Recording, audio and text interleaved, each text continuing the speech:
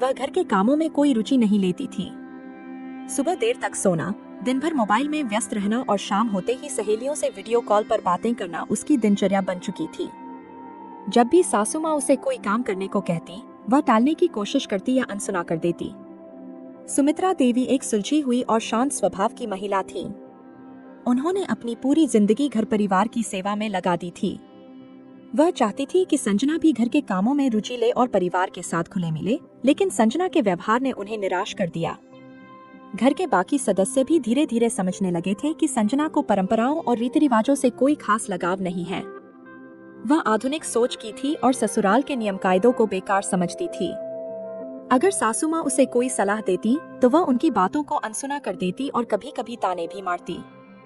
एक दिन सुमित्रा देवी ने प्यार से संजना से कहा, बेटा जरा यह कपड़े तहा कर रख दो, मैं पूजा करके आती हूँ। संजना, जो उस वक्त अपने फोन में सोशल मीडिया स्क्रॉल कर रही थी, बिना नजरें उठाए ही बोली, मां जी, मैं इन छोटे मोटे कामों के लिए नहीं बनी। मुझे घर का काम करना पसंद नहीं।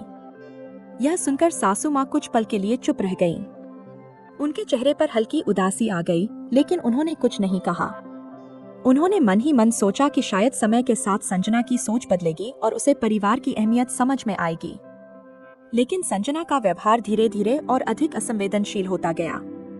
वह छोटी छोटी बातों पर ताने देती, कभी कभी सास की बातों को मजाक में उड़ा देती और जब उसे किसी काम के लिए कहा जाता तो चिढ़कर जवाब देती। उसका यह रवैया घर के माहौल को बोझिल बनाने लगा। परिवार के लोग समझ नहीं पा रहे थे कि इस स्थिति से कैसे निपटा जाए। सासू माँ ने कई बार प्यार से उसे समझाने की कोशिश की, लेकिन संजना पर कोई असर नहीं हुआ। वह अपने तरीके से जीना चाहती थी और उसे किसी की दखलंदाजी पसंद नहीं थी। हालांकि सुमित्रा देवी अब भी उम्मीद लगाए बैठी थी कि एक दिन संजना को एहसास होगा कि परिवार सिर्फ एक घर नहीं होता, बल्कि प्यार, समझदारी और सामंजस्य का संगम होता है।